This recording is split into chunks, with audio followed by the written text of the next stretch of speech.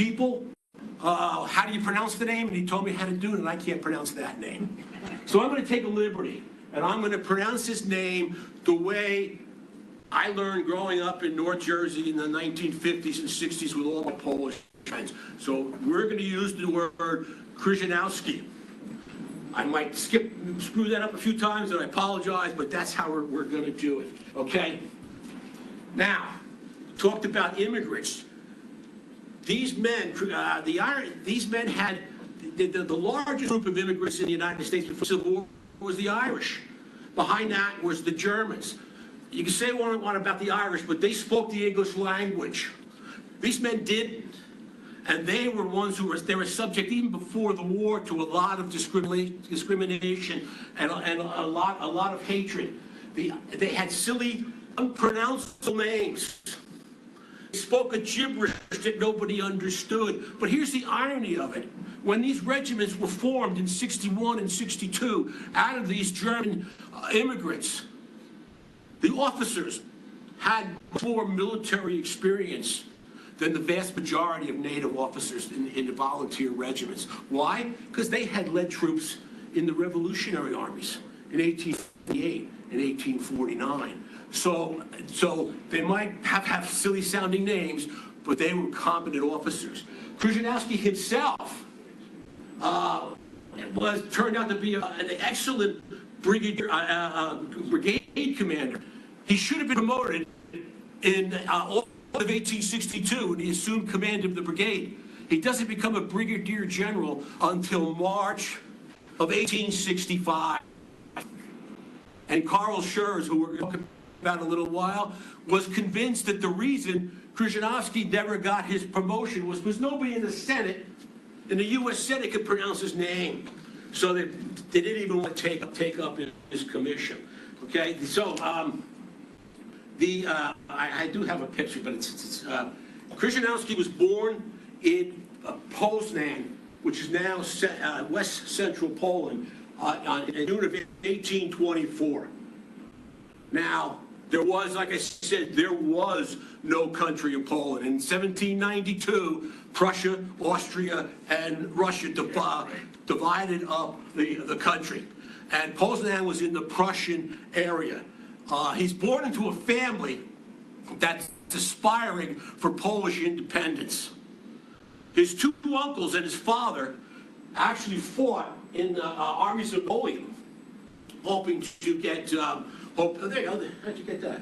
Oh, okay, good, thanks. He's a good-looking guy, right? His two uncles and his father actually fought in Napoleon. His two uncles survived the frozen retreat from Moscow.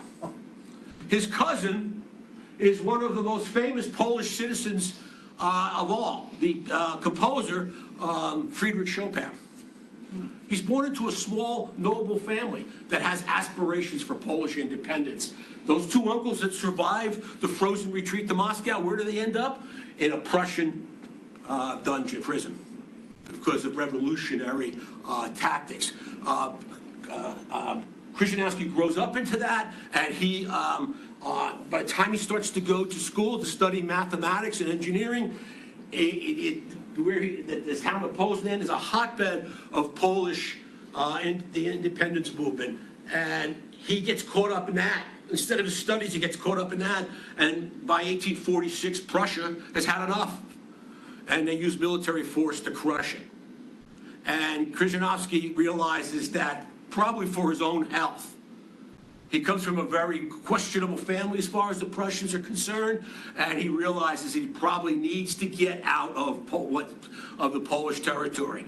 So at the age of 22 years old, he finds himself on a ship heading to New York. He arrives in New York, and it is the classic 19th century immigrant story. He doesn't speak a word of English. He knows no one, and he's penniless when he gets off the ship. The difference is he came from a rich family, and his family made sure when he got on the ship that he had a lot of money, enough to get through the first year of America. Unfortunately, he showed a penchant for playing cards on the ship, and wasn't exactly the best card player ever. And he found that there was a lot of parties going on. He spent every cent of his money on the ship over to the United States. He's 22 years old. He's homesick. He writes a letter to his sister, and I have to read it to you. Okay, so this is what he quotes. He goes, "Everything was all right. There being no hand to shield me from distress. There was no heartbeat of brothers or sisters which have echoed mine, and there was no language which I heard from my mother since the days of the crawl." He's homesick. He's penniless, but he's intelligent, hardworking. He takes odd jobs, and he's concentrated on learning the English language, and he masters the English language in a pretty quick period of time. And when he starts to speak English fluently, he goes back to school to pick up the studies that he missed that he dropped when he was in Poland. That is engineering and mathematics. And he soon becomes a civil engineer working on several projects in upstate New York. And there he meets a young lady, Carolyn Burnett. Not Carolyn Burnett. Okay, 21 years old. He falls in love with her. Happens to be a really good match because her father's extremely rich. He owns and operates a lot of businesses. He takes an instant liking to Krzyzanowski, and he gives him, when he marries his daughter, he asks him to go down to Washington, D.C. to run one of his businesses there. After the marriage, that's where the two couples go down to Washington, D.C. He's going to stay down there for the next 7 years, and he's going to reward his father-in-law. The business is going to grow. And Krzyzanowski's his reputation within the Washington business community is going to get even, start to grow with the business. And he joins a gymnasium. Now, it's not the gymnasiums that we would join. All right? The German word for it was Turnverians. Basically, it's a holdover from the times in the 1840s, 50s when these men in Germany and Eastern Europe didn't have freedom of speech, didn't have freedom of assembly. They would form these clubs. Basically, a debating society, a social club. There were some sports involved, but he was going to do that, and he's going to join that. And his reputation among the immigrants in that gymnasium grows over the years. He becomes one of their leaders. Being in Washington, D.C., what else he starts to get involved in? Politics. It's Washington. In the Civil War, it's a summer city. It's got slavery, and he's appalled by what he's seeing in slavery. He fought for his own freedom. Came to America for freedom, and he's going to comment to a friend of his one day, a comment that we find logical. Unfortunately, in the 1850s, a lot of people in America didn't. He says he couldn't understand how slavery could exist in a country founded on personal freedoms. And he was appalled by that. He starts to move into the Republican anti-slavery party. When the Civil War breaks out, even before the guns at Fort Sumter have silenced, him and his fellow Turnverians or gymnasium join a 90-day militia unit. We all talk about when Lincoln called for 75,000 volunteers. He called them for 90 days, and you wonder why he did that. That was the law. That was the most he could ask militia troops to serve for. And him and Krzyzanowski and his men join. They spend the next 3 months in Washington. They never leave the city. And by the time they are mustered out after their 90 days, it's very obvious to many people in the North, it's very obvious to Lincoln that he's not going to put down the rebellion with 90-day troops. He needs volunteers, long-term volunteers. He's got to tap into the manpower pools throughout the country. And one of the biggest manpower pools that Lincoln's eyeing is that vast population of immigrants, Irish, German, Eastern European, whatever you want to call. And he starts, excuse me, reaching out to different leaders to do that, to help raise troops from there. Krzyzanowski gets caught up in it. He's contacted by the War Department. He's given the rank of major in the Union Army, and he's sent to New York City back to New York City because that's the biggest population of immigrants. And his mission is to raise a regiment out of the immigrant population of New York City. And he goes up there, and within 3 weeks, he actually raises a regiment. It's the 58th New York Volunteer Infantry, and it's a real multicultural regiment. There are men from Germany, Ireland, France, Italy, Switzerland, Denmark, Poland, and Austria. Majority of them are Germans, come from the German lands, but the regiment's nickname becomes the Polish Legion. Why? Because their colonel, who's just been promoted, is Vladimir Krzyzanowski. And that's how they will go through the war, known as the Polish Legion. In November of 1861, Krzyzanowski leads his 862 men of the 58th New York to Washington, D.C. He gets down there, and they are instantly brigaded with 2 other German regiments, the 74th Pennsylvania and the 75th Pennsylvania, under the command of a man named Colonel Henry Bohlen, B-O-H-L-E-N. He's an interesting guy.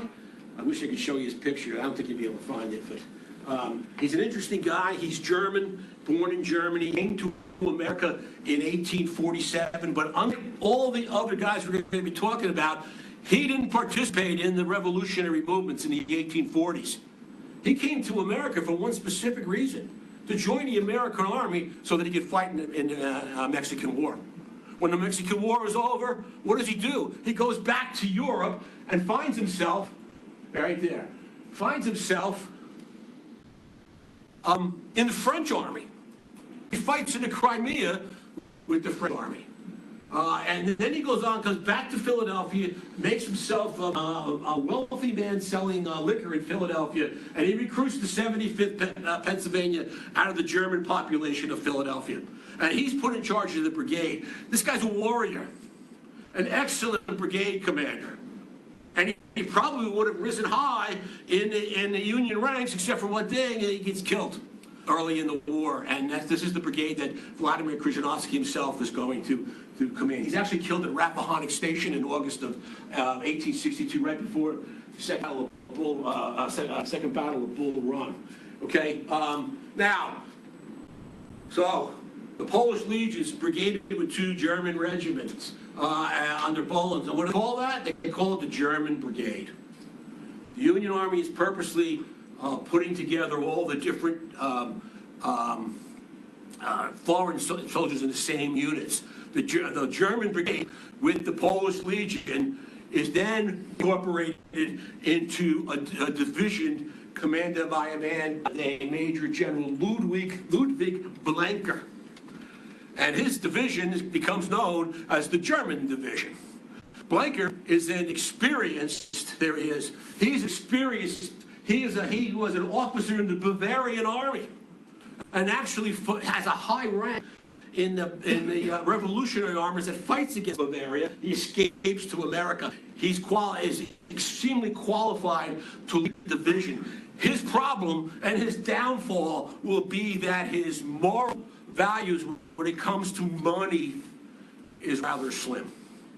And he'll end up being indicted for and convicted for malfeasance, and that's what. But at this point, he's still in command of the German division. Krzyzanowski and the Polish Legion and the German division will spend the winter of 1861 to 1862 in Washington. It's at this point that Vladimir Krzyzanowski proves himself to be an excellent officer. He's a great driller, and by the spring, the 58th New York hasn't seen combat yet, but it's extremely well drilled. It's an excellent regiment. It's a testimony to Krzyzanowski. In mid-April 1862, the German Legion in Blanker received orders to march out to the Shenandoah Valley, and on that to reinforce Fremont's army. Well, it's middle of April, beautiful sunny weather. These 10,000 men start their march out of Washington, heading to the Shenandoah Valley. And what happens? What do green troops do when they're marching in nice weather, right? They start throwing away things that's the pack, including their coats. Suddenly the weather changes. It gets colder. It starts to rain. The temperature keeps dropping. And they eventually are caught out on the Virginia countryside in a freakish end of April blizzard in Virginia for several days. With no coats, no warm, no tents, no nothing. To make it worse, the War Department, and I think you were talking about logistics before, the War Department has no idea where Blanker's men went. They don't know if they're in Winchester, Virginia. They don't know if they're left Washington. So no one's sending out food. No one's sending out tents. No one's sending out anything. And after finally the weather starts to ease and Blanker's division limps into Winchester in pretty bad shape. The problem is this. A lot of the men begin to wonder, what just happened? How could they be left out on roads? Nobody's sending food. Nobody's sending tents or blankets. Would a native division have some of that? They begin to feel they're being neglected by the very government they're trying to fight for. And that's a feeling that's going to grow mutually on both sides as time goes on. They recover from their march, and Krzyzanowski's and Boland's first battle is the Battle of Krzyzanowski down in the valley on June 8th, 1862. And as you know, it's not a battle that brought a lot of glory to Union arms. Fremont is the commander. He kind of mishandles the battle. One of the few bright spots in the battle for the Union Army is the 58th New York.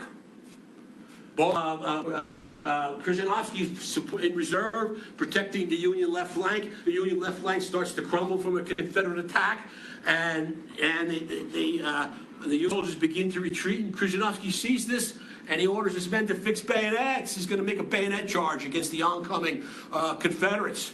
And as he reaches to his side, because you know if you're going to lead the men, you want to have the sword, right? He reaches to the side and realizes you've got to put a sword on that day. So what does he do? He borrows a bayonet from one of his soldiers, and he leads the bayonet charge, literally holding a bayonet in his hands. He holds back the Confederates long enough to allow them, the rest of the Union soldiers and the artillery to retreat. It's the one bright spot in the Battle of Cross Keys, and he's going to get, him and the 58th New York will get some recognition for that. But Cross Keys, in the eyes of the North, was a lost opportunity. And why was it a lost opportunity? So many of the regiments in Fremont's fighting in that were German regiments. And that must be why.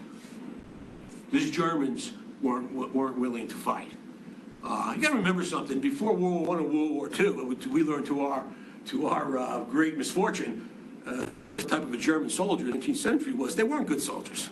You know, so this is all adding up into this. Okay, the Valley Campaign ends. Krzyzanowski is by this point, Boland has been. Krzyzanowski, because of his exploits at Cross Keys, he's put in charge of the brigade. And he is now in command of 3 regiments, the 58th New York, the 54th New York, and the 75th Pennsylvania. Needless to say, all 3 of those are heavily foreign units. In fact, throughout the first 2 years of the war, Krzyzanowski's brigade would be the most foreign of all Union brigades, all brigades in the Union Army, throughout the entire country. Okay, there's some changes that are going to take place. Okay, Blanker, like I said, he's had some issues with the use of money. He's indicted, and he's relieved of command. And the German division is going to receive a new commander, one of the most prominent men among the German-American community. A man you've all heard of, Karl Schurz.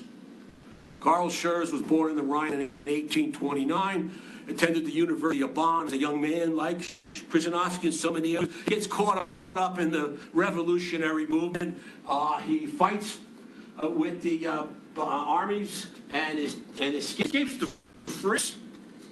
And he's living in France for a couple of years, and then Napoleon III becomes Emperor of France, and he looks at Karl Schurz as, there he is right there, as a dangerous revolutionary and forces him out of France. So where does he go? He goes to America, actually to Wisconsin, large German population out there. He becomes a lawyer, gets involved in politics.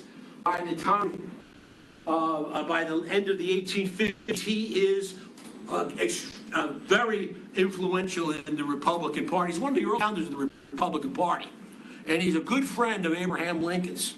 He campaigns for Lincoln in 1858 and in 1860. And when Lincoln's elected, he pays back Schurz's loyalty. What does he do? He makes him the ambassador to Spain, a plum assignment, an assignment that any man would be happy with.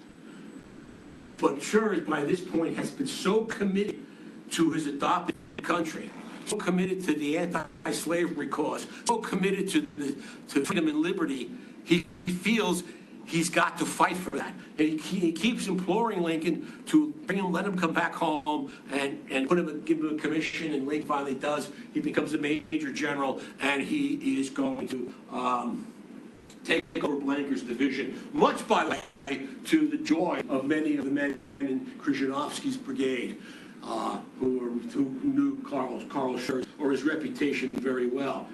More importantly, the division, Schurz's division, is now incorporated into the First Corps of the Army of Virginia, the Pope's army that's forming up in central Virginia. And the Corps commander of the Corps is another prominent German. His name is Franz Sigel.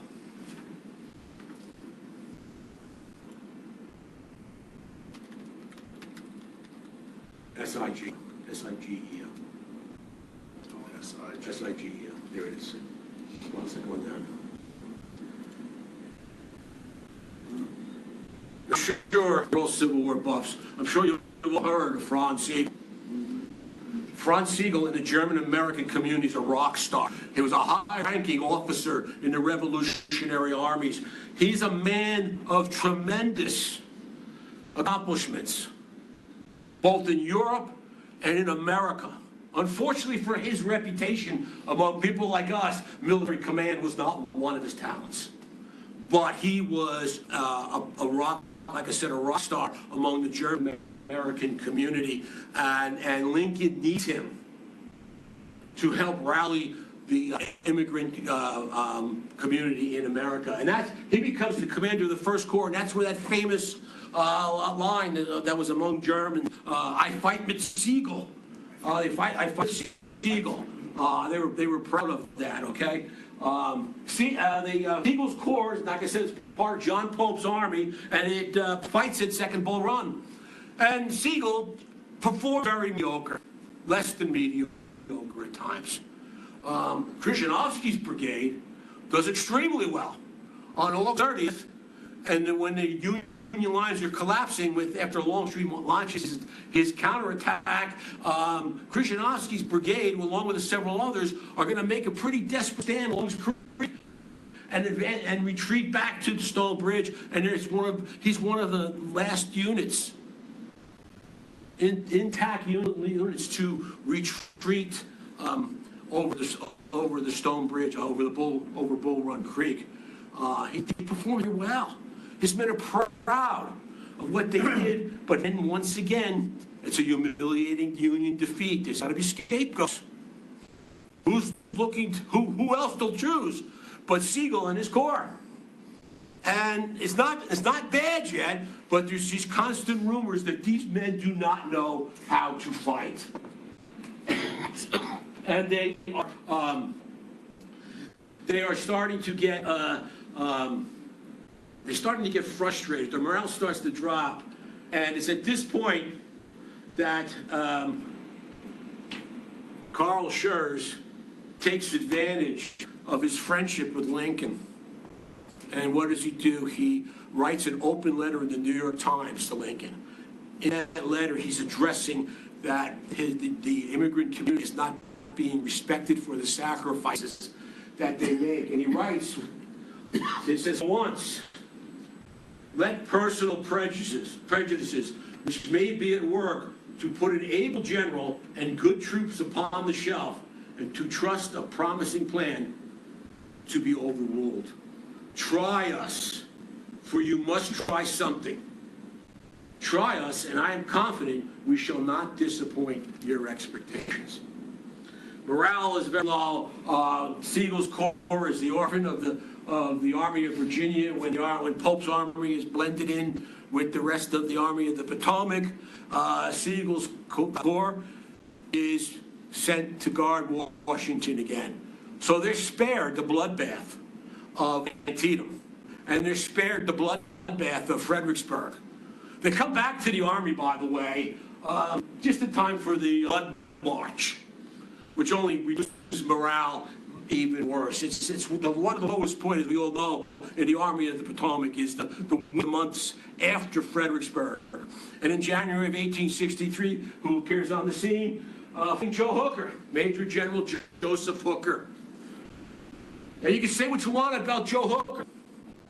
The one thing he was, without a doubt, was an excellent Army administrator. He understood logistics, understood the men's comfort need. They need the needs for comfort. He knows that. And within 2 months, he builds up the morale of the Army of the Potomac. And Sigel's Corps now becomes the 11th Corps of the Army of the Potomac. And in February of 1863, our friend Juan Sigel, what does he do? He resigns from the Army. Historians aren't really sure yet why he resigned when he did. A lot of them think he was starting to suffer poor health. A lot of them thought it was pride because the 11th Corps was the smallest of all the corps in the Union Army. He thought it was beneath him. And some think maybe he was starting to realize that based on mediocre or less performances on several battlefields, he probably wasn't the right guy. So he is going to resign. And the man who takes his place is probably the worst choice possible. Oliver Otis Howard. Now, I say that not as hindsight for his performances at Chancellorsville and Gettysburg, because Howard was a, Oliver, can you put him up there? Oliver Otis Howard was a brave general. He lost his arm at Fair Oaks in 1862. No one's questioned his bravery, no one's questioned that. Why was he a bad choice for the 11th Corps? For a couple of reasons. He was born in Maine, a deep religious man. All through his youth, he struggled. Should I become a general? Or should I follow a military career? Not a general. Follow a military career or go to the pulpit? And a lot of historians believe that he chose the wrong career. He chose the military, and it's probably not the right career for really a gentle soul like him. He chooses the military, but he never gives up the pulpit. So he developed an annoying habit. When his troops are in camp, when they weren't being killed, what does General Howard do? He rides around and distributes religious pamphlets to his men. He tries to convert them to a greater awareness of God and their religion. It's a very admirable thing to do. It's the absolute wrong thing to do when you are commanding troops who either themselves or their parents escaped religious oppression in Europe. These men have a deep, abiding distrust of all the religious men. And Howard's there, and he's not making it easy for them. But even more importantly, perhaps even more devastating, he's a lifelong teetotaler. And he's convinced that alcohol is the source of all evil. And the other thing, when he's handing out religious pamphlets, he's trying to convert his men to give up alcohol. You're talking to Europeans, Germans, Eastern Europeans. How do they spend? To them, beer was a social event. It's this combination of things that starts to irritate the men. They're willing to give a shot as far as military command goes. They don't know anything about that, but it's the person himself that is going to give him a really kind of a bad, he's going to give his men a very bad impression. Now, at this point, Krzyzanowski's brigade is reorganized. He his brigade now consists of his 58th New York, the 75th Pennsylvania, 26th Wisconsin, that was mustered on September 17th, 1862, the day they had beat him. Raised out of the German population of Milwaukee. And they were so enthralled with Franz Sigel that their nickname through their entire service right up to the end of the war was, they called the Sigel Regiment. Even though Sigel had never commanded in any way, at any level, the 26th Wisconsin. The 119th New York was recruited out of the the German population in New York City. It was multinational, pretty like the 58th New York, but it was heavily German. And in fact, their first colonel was going to be killed at Chancellorsville. Rumors spread that he was the bastard son of Mad King Ludwig of Bavaria. And so that gives an idea of the type of men that Krzyzanowski is commanding. On the morning of April 27th, 1863, the 11th Corps begins their march to the dark woods around the Chancellor clearing that will be forever associated with them and their corps. Can you get that map? Thank you, man. Okay. I'm sure I don't know much of the detail of the Battle of Chancellorsville. It's a pretty astute. You know, Hooker steals a march on Lee. He's got Lee pinned up in front of Fredericksburg with a couple of his corps, and he's swinging down his left flank, crosses the Rappahannock and Rapidan rivers, and moves with a large force off of Lee's left flank. Historians are still debating what happened. Hooker either lost his nerve or decided to read the situation, but he stops his men in the dense woods, the wilderness around Chancellorsville, and he forms his men into a defensive position. You know, we all talk about Gettysburg and the fishhook. Well, there was a fishhook at Chancellorsville too. They kind of went like this along the Orange Turnpike. Okay, the Confederates were out in this distance here, and Hooker's gonna advance position his men along the Orange Turnpike. The corps on the very extreme right is the 11th Corps. They're positioned along the turnpike looking south. They are not expecting any type of action. And the enemy is far away. And as we all know, happens a second. Stonewall Jackson marches his entire corps all the way around, and will hit that exposed right flank of the Union Army. Now, it's important to note this. Schur's division, including Krzyzanowski's brigade, is not on the extreme right. The extreme right was Charles Devon's division. Devon, by the way, is not German. Okay? And all through the morning and early afternoon, really from early afternoon on May 2nd, there's report back that there's a heavy volume of Confederates out in these woods.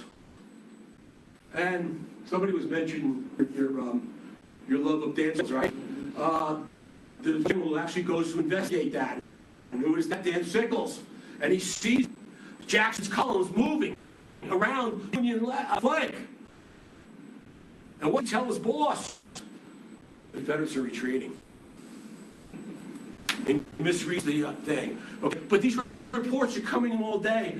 Hooker ignores them. Howard ignores them. Devon on the extreme right, he ignores them. I think there was, I could be wrong about this, but somewhere along the line, I think Devon, there was some alcoholic beverages involved with him. I'm not quite sure about that, but I think he spent the day drinking. The one general in the 11th Corps who took these warnings was Carl Schurz. He sensed danger out in these woods. So what does he do? He takes 2 regiments Krzyzanowski's 58th New York and the 26th Wisconsin. And what does he do? He positions them behind his lines, facing, in a clearing, facing to the west, just this. Well, we all know what happens. 5:30 in the afternoon, Jackson unleashes his famous flank attack and pretty much crumbles up the right flank of the Union line. Okay?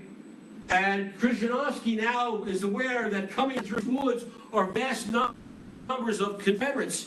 And his first move proves to be a huge mistake. He follows the book.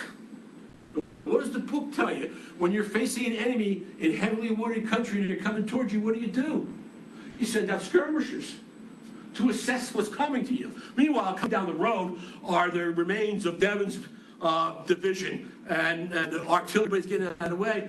Trotsky sends 100 skirmishers into the woods. They advance about 100 yards in, and he never sees them again. They are completely swallowed up by the Confederates. So what he did is he lost 100 rifles right off the bat. He can only muster at this point about 800 men.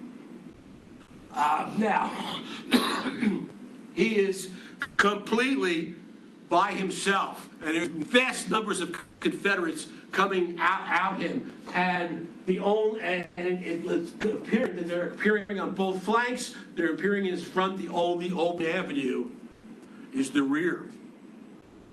Well, if these men were cowards, if they were as bad as everybody said they were, what would they do?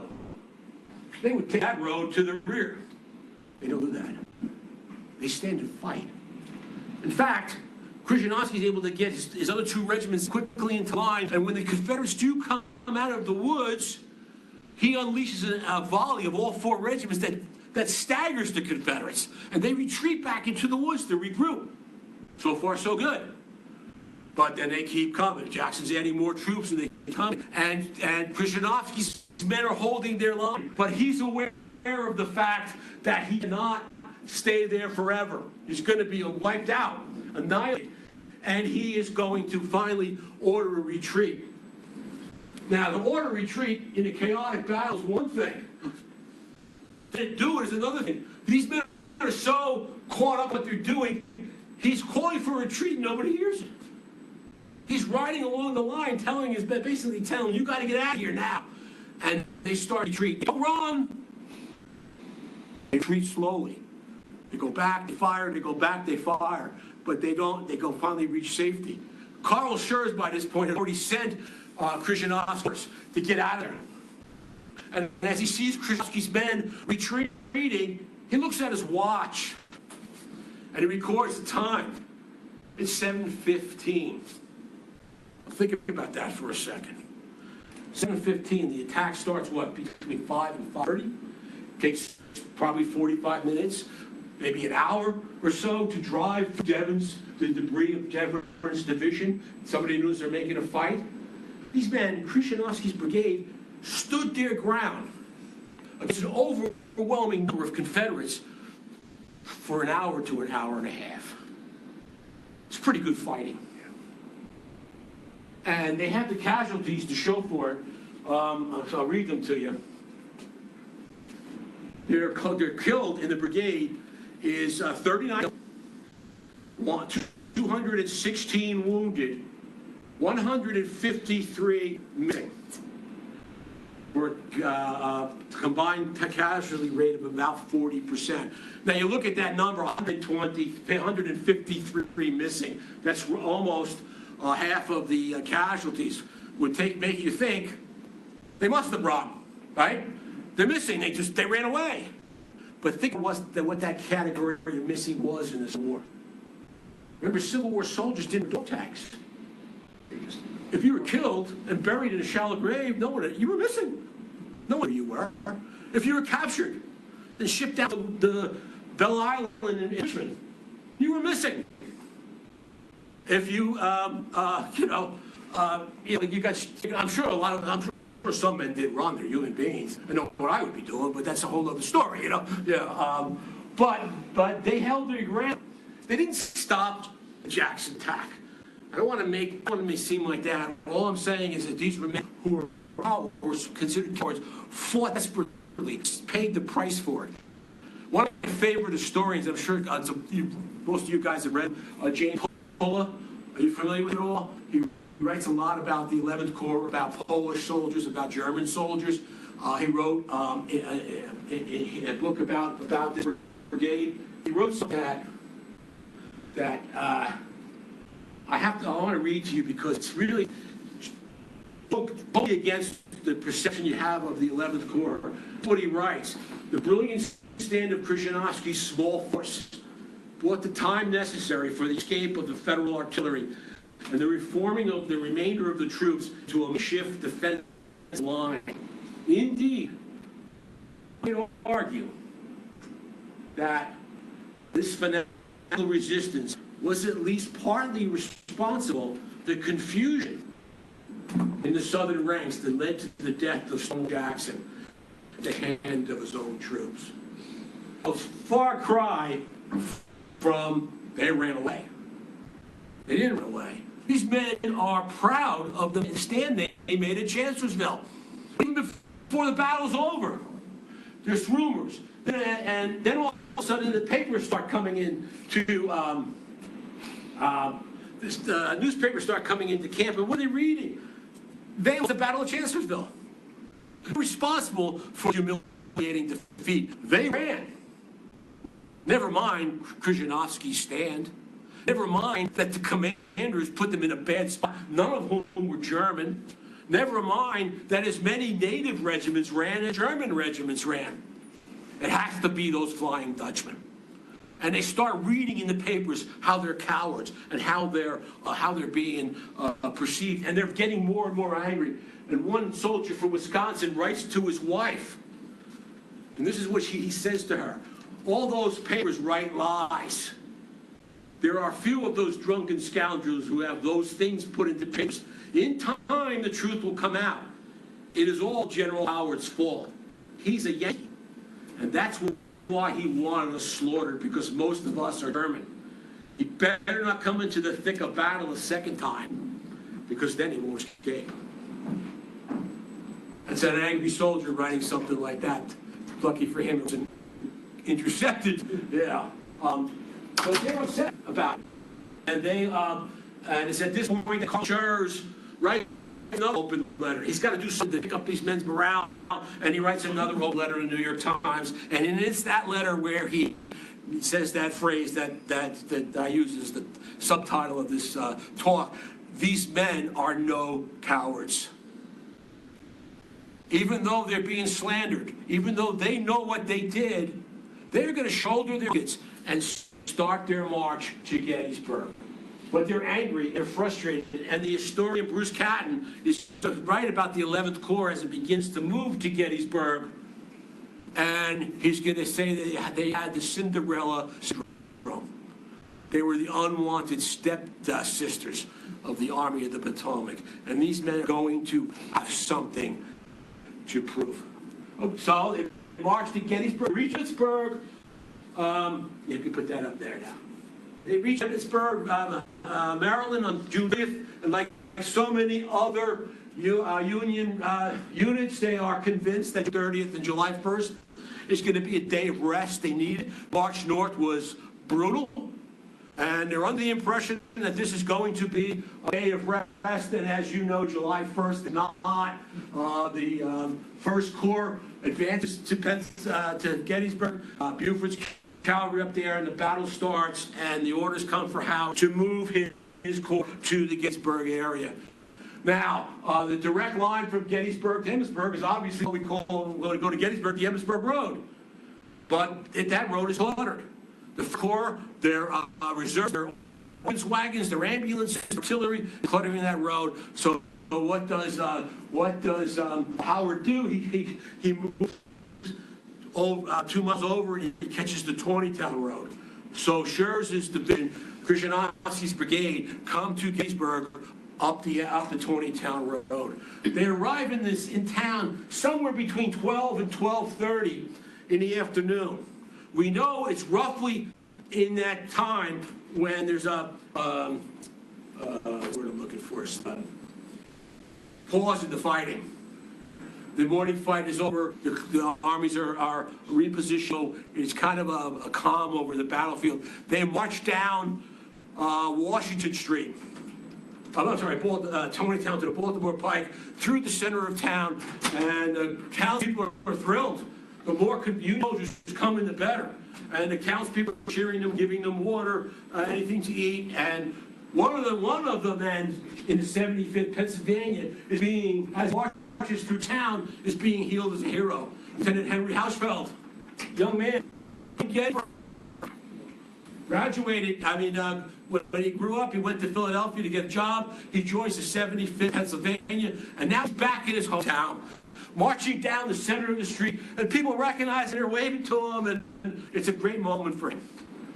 When they go out onto the, go through the center of town, they go out to Carlisle Road, okay, and they form up, where Krzyzanowski is right here.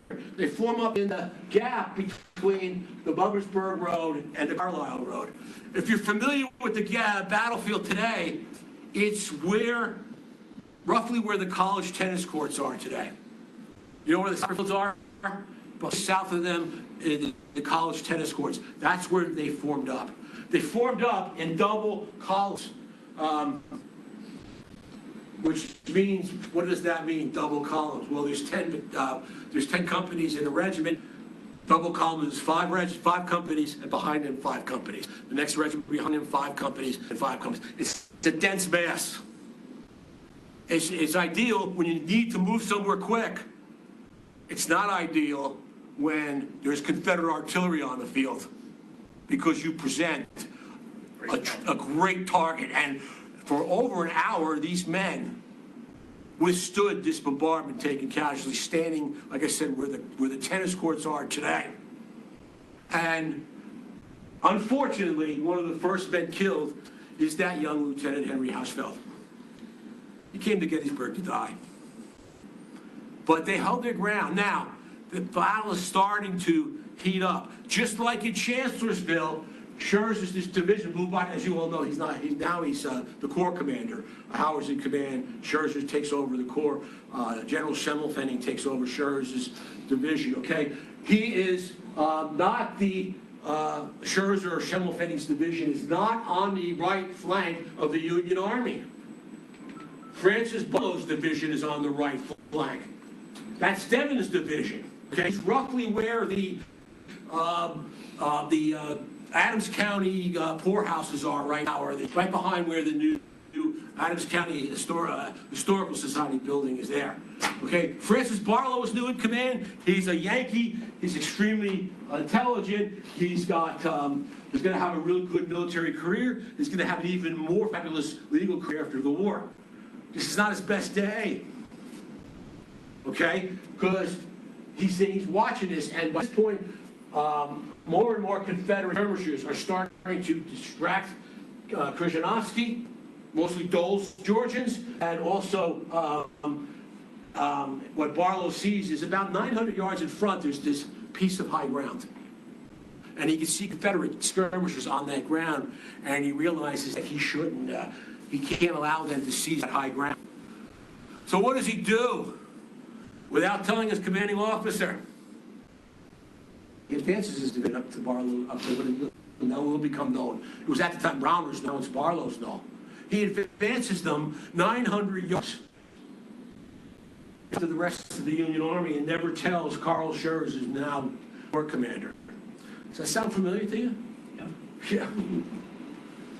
It's not as big a move as Sickles will make on July 2nd, but it's going to cause just as much confusion. When Schurz, to his shock, sees that Barlow has moved up to what is now called Barlow's Knoll, he realizes he could see coming down the Harrisburg Road Early's division of Confederates heading right for Barlow. And there's a big gap between this here and there. And he's got to send troops to help Barlow. Who's the nearest troops? Krzyzanowski's brigade. And he rides up and he orders them to advance to where Barlow is. Well, Krzyzanowski's in a really bad spot. By this point, he has been totally caught up in what's going on with the skirmishers in this gap. He's still in formation, double column formation. He's really almost facing the wrong way. Not only that, by this point in time, he gets the orders. He sees the tremendous assault that Barlow's men are under, and he's got to go advance over there. It's a really bad situation. And there was an officer from the standing next to him. And when he got that order, and this is what he writes. Listen, this piece of news, which was the order he got from Schurz, was at once communicated to the colonel. It made his face grow pale and distressed. It was apparent to his mind that a great crisis had come, that the enemy must be met at once, and then must be met halfway and in the open. Accordingly, the brigade was ordered to change front, which was done in splendid style. The regiments in double columns. A general advance of the line through the open fields now began. He doesn't have time to form a proper battle line. He advances in that dense formation, and he's shifting his men around as they're advancing across this open field. By the time he gets 200 yards, he's got men in a battle line. And he starts moving, but also what does he see by this point? He sees Barlow's men starting to get overwhelmed, and he's still moving towards them. Well, the two regiments on his left flank, the 58th New York, no, not 58th New York, the 119th New York and the 26th Wisconsin, they make contact with Krzyzanowski, with the Confederate movement. Who did they make contact with? George Dole's Georges. Dole saw them coming. Now, by this point, he had deployed to skirmish. His entire brigade was deployed to skirmishers. He reforms his regiments, and he hits Krzyzanowski's left flank. Krzyzanowski starts to move to confront that. By this time, Barlow men have retreated, and they're being pursued by Gordon's Georgians. And what do? As they see the Union Army retreating, they turn and they confront the rest of Krzyzanowski's brigade. Incredible. For the second time in 3 months, this brigade is in a situation where they're surrounded on 3 sides by overwhelming Confederates. And once again, the only way out is to the rear. And they will not retreat. They may stand. The battle line is 75 yards away. And they are delivering volley after volley into Confederates, which means they are receiving volley after volley. Within 15 minutes, Krzyzanowski loses 4 out of his 5 regimental commanders. And he himself, he's on horseback behind the brigade. And as you people know, Civil War officers always had to make a decision. Do you command on foot, where you might not be heard, you might not see the whole line, or do you command on horseback, where you can maneuver around? The problem is, the higher you go, the more lead's in the air. And Krzyzanowski, like so many other Confederate and Union soldiers that day, on horseback. And he doesn't get hit, his horse does. His horse gets hit, it reels, it throws him. And he literally lands on his chest and is completely dazed. And he gets up and he is confused. He can't breathe. He's got tremendous pain in his chest. He's trying to catch his breath. There was a surgeon for the 26th Wisconsin that saw us, went over to him and said, "Colonel, you got to get out of here. You got to go seek medical condition." And he won't leave the field. He stays on foot with his men through the retreat back. He can't breathe, but he won't leave his men. All the bravery in the world is not going to help you when you're being overwhelmed by Confederates. And eventually, just like at Chancellorsville, they have to retreat. And they're going to retreat just like at Chancellorsville. They're not going to start running. They're going to make several stands on the college, what is now the college campus today. They're going to make a stand in the center of town, and they're going to retreat back to the heights, the south and east of town. They're going to retreat back to Cemetery. And they are going to spend the rest of the Battle of Gettysburg on Cemetery Hill on the west side of the Baltimore Pike. But as you know, the evening of July 2nd, what happens on East Cemetery Hill? which is where the remains of Howard's 11th Corps are positioned. Harry Hayes's Louisianans and Isaac Avery's brigade attack at night, almost in the dark. They overwhelm the Union defenders, and they're pushing the Union defenders up onto the Baltimore Pike. And Krzyzanowski sends over the 58th New York and 119th Pennsylvania to help repel it. The legend of that battle is Hancock on the other side of the ridge, on Cemetery Ridge, hears that and sends Samuel Carroll's Western Brigade over, and they charge through the cemetery, gate, and they come and they drive the Confederates off Cemetery Hill, and they save the line for the 11th Corps who can't hold it themselves. Unfortunately, by the time Carroll got there, the line had already been restored. But Howard himself is going to, perhaps inadvertently, add to the legend of the cowardly 11th Corps, because he goes up. Carroll is commanding not foreign, they're native soldiers, and Carroll's orders from his commander was, once you repelled the Confederates, come back to Cemetery Ridge. Howard hears this and rides up to him and says, "You cannot leave me. You need to keep your men here because I can't rely upon my men anymore." And that's a line that's gonna hurt the 11th Corps for really the for then on. Okay, the Battle of Gettysburg cost the it was mostly on the first day in those fields of the town another 47% casualty rate. It lost 669 men, and if you count the number of men that were, because the 58th, most of the 58th New York wasn't here on the first day. If you count just the men on the field on July 1st, it's more like 55%. That's the second time in 3 months that they had this type of casualty rate, and they are once again proud. But Gettysburg's a huge victory for the Union Army, right? But July 1st wasn't. So what's the rumors? Those cowardly Germans almost cost us the Battle of Gettysburg because they ran again. What more could they prove? What more could they possibly do?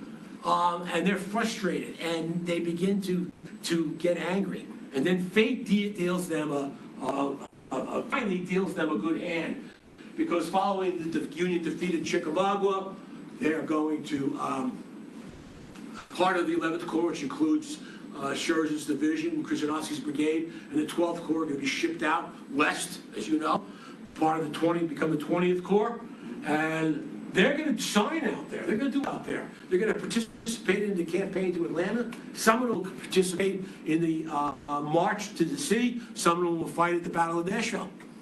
It's like a baseball player who's struggling, gets traded to a new team, suddenly finds out that he can catch the ball again or something, or his batting average goes up. They felt as part of the Union war effort again. But those 2 days for the rest of their career. And that idea of the Flying Dutchman, the cowards, will stay with them to the very end. I hope I've shown you that the story of these German soldiers, they weren't cowards. They were as good a soldier as any other soldier. In fact, in certain places, they were very good. And I would like to end this talk with somebody who's a lot more eloquent than me. James Pola, the historian I heard earlier. And he's talking about the 26th Wisconsin's fight on the field in front of on day one. But he really could be said for the entire Krzyzanowski Brigade and all the men of the 11th Corps. And this is what he writes. Nearly half of the regiment survived. Yet not a German, nor a Pole, nor a Hungarian, nor a Czech lay dead upon the field. They are all, in the truest sense of the word, Americans. They truly were Americans. I hope you guys enjoyed this. Sorry about the one of these months, I'm going to actually get this thing the technology portion. I guess it's not going to be this one.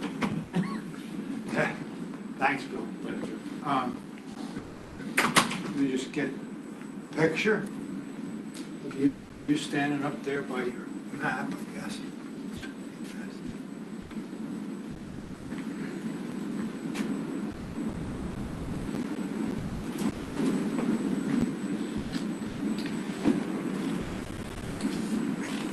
Just come here and I'll get a quick picture for the newsletter.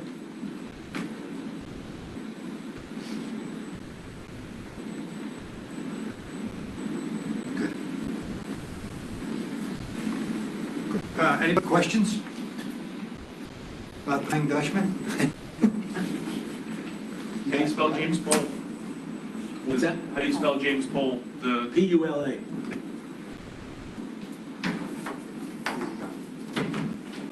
So, Cross Keys, they're running, I know it's overall Jackson's command, but. It's Yule, Richard Yule. I was just gonna say, it's Yule. Yeah, yeah, it's Richard Yule.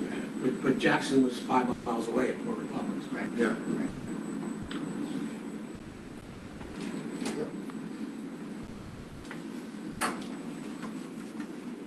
Did they run into Yule, I guess they ran into Yule at Gettysburg? Yeah, Well, yeah, that was Yule's corps that they were fighting, yeah.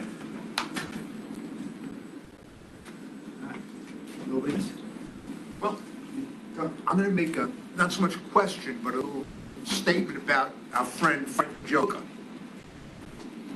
Before he was commander, I'm sure a lot of people realize this, before he was commander of the Army of the Potomac, he was a prodigious drinker. What? A prodigious drinker. Oh, yeah. I think even. And he after- gave it up, and they said the sudden absence may have caused his His compete. performance in Chancellorsville. I mean, he was fighting Joker. I mean, He wrote afterwards that, when somebody asked him what happened, he says, I just lost faith in Joe Hooker. yeah, I remember him writing, but you know, it could have been alcohol. The concussion. Yeah, he suffered a concussion Okay. from a cannonball that struck very close to where he was. He was leaning on a pillar. Right, at Chancellor, right. Struck the other side. Right. So, Because he was seen vomiting on the ground a couple minutes later. And he refused that to right? relinquish command. Yeah. To the, Yeah. Because that was Darius coach, and he hated coach. That's why he wouldn't release command. yeah, there was a lot of that in the Yeah. Army in those days.